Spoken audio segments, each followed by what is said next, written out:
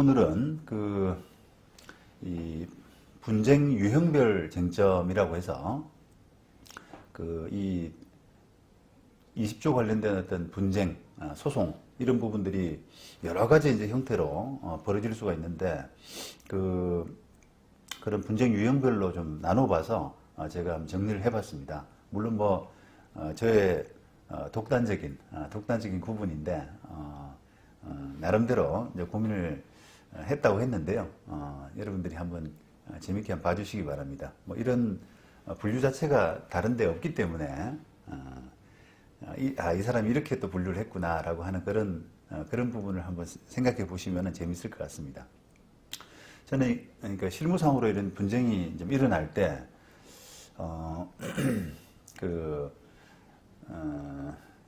이게 대지 부분하고 전유 부분하고 이게 떨어져 있는 이런 상태에서 두 사람 간에 분쟁 없이 합의해서 그냥 스무드하게 넘겨주면은 이런 소송 같은 게 일어날 필요가 없지 않습니까?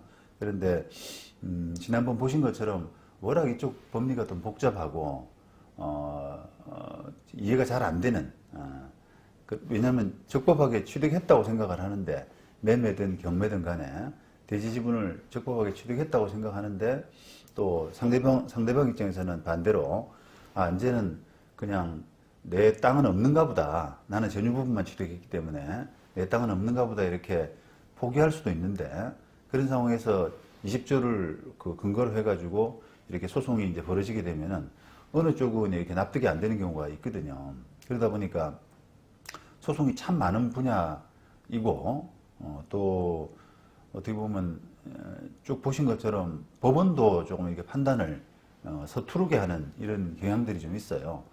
그만큼 좀 이렇게 낯선 분야, 또 여러분들처럼 또 경매하는 입장에서는 또 좀 좋은 수익원, 잘만 분석하면 남들이 잘 보지 못하는 그런 수익원을 좀 발굴할 수 있다는 점에서는 또 어떤 좋은 테마일 수 있습니다. 그래서 이제 그런 분쟁들이 발생할 때 저는 크게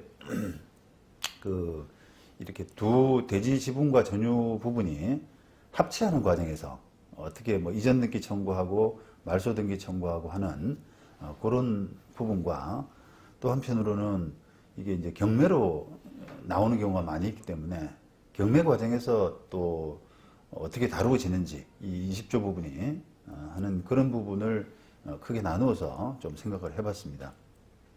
오늘 이야기할 부분은 대지 지분과 전유 부분을 합치하는 그런 과정 중에서 크게 이제 이전 등기의 청구와 말소 등기 청구가 두 가지로 나누어지는데, 오늘은 시간상으로 어떤 전반기 앞부분, 그러니까 이전 등기하는 그런 부분을 중심으로 오늘 이야기를 나눠야 될 것 같습니다.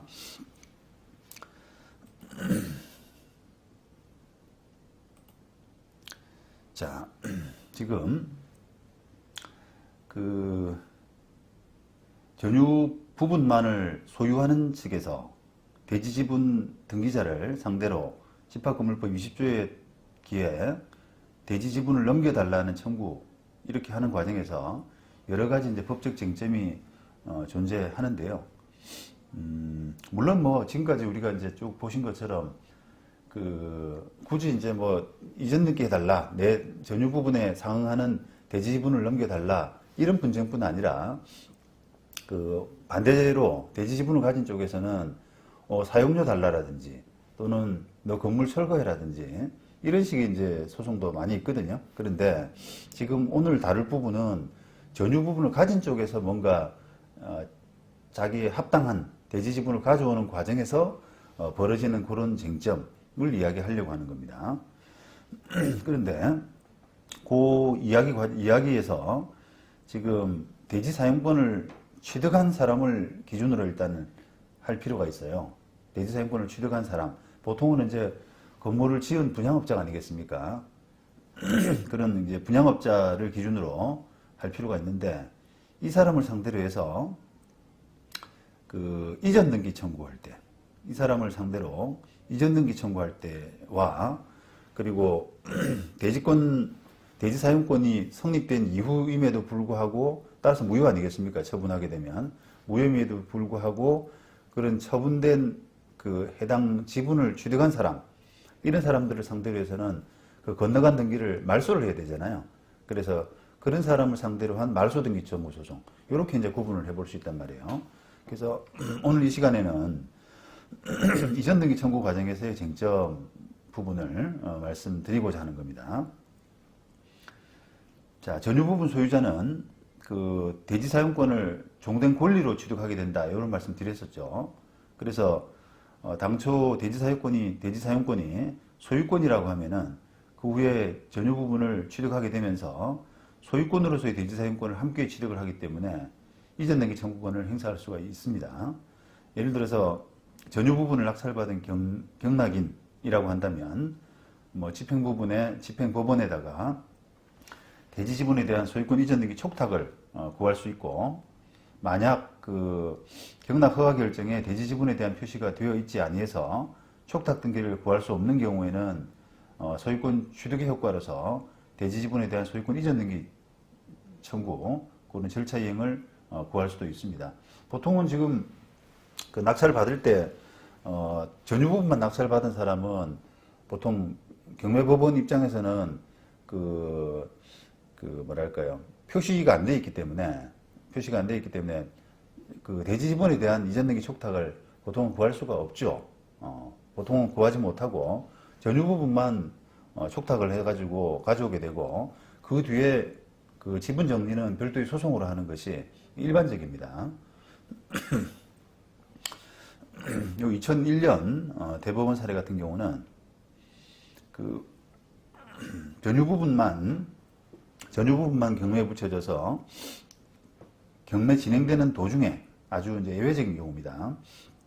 일단 시작은 전유 부분만 경매에 들어가서 진행되다가 그 사이에, 경매가 진행된 사이에 뭐 대지권 등기가 되어버렸어요. 그러다 보니까 낙찰할 때는 이미 대지권 등기로서 등기가 되어버린 상태라서 운 좋게도, 낙찰받은 사람 입장에서는 운 좋은 거죠. 운 좋게도 집행법원 촉탁에 따라서 이게 전유 부분은 물론이고 대지 지분에 대해서도 모두 낙찰자 앞으로 이전 등기가 된 사안입니다. 요거 이제 사례를 제가 쭉 읽어보니까 이게 경매가 굉장히 길었더라고요. 처음에 이제 전유 부분만 경매에 들어가서 누군가 낙찰을 받았는데 그 채무자 쪽에서 항고, 재항고 이런 절차를 거치면서 경매 기간이 길다 보니까 그 사이에 이제 이렇게 오히려 그 채무자 쪽에 불리한, 어떻게 보면 좀 뭐 결과적으로는 불리하진 않은데요. 왜냐하면 어차피 넘겨가게 되니까 그 좀 운 나쁘게도 그 대지 지분이 대지권 등기가 되어버리는, 그 전유 부분이 되어버리는 그런 사태가 이제 발생한 겁니다. 그래서 낙찰자는 그냥 소송 없이 이전 등기를, 대지 지분에 대한 이전 등기를 이제 가져오게 되고, 그러다 보니까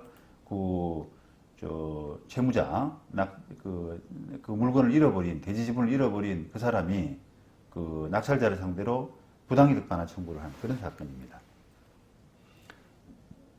좀 억울하죠, 나름대로. 자, 이게 쭉 보시면은 뭐 사례는 제가 말씀드린 그대로고요. 어쨌든 이게 법률상 원인 없는 이득이 아니다. 종된 권리로서 함께 취득을 했기 때문에 법률상 원인 없는 이득이 아니다. 라고 해서 부당이득 반환 청구가 이제 기각이 됐겠죠. 비록 이게 그 감정평가가 되지 않았다고 하더라도, 감정평가가 그러니까 전유 부분에 대해서만 감정평가가 되고 대지 지분에 대해서는 감정평가가 되지 않았다고 하더라도 이것은 법률상 원인 있는 취득이기 때문에 이것을 부당이득 반환이라고 할 수 없다라고 하는 그런 취지입니다.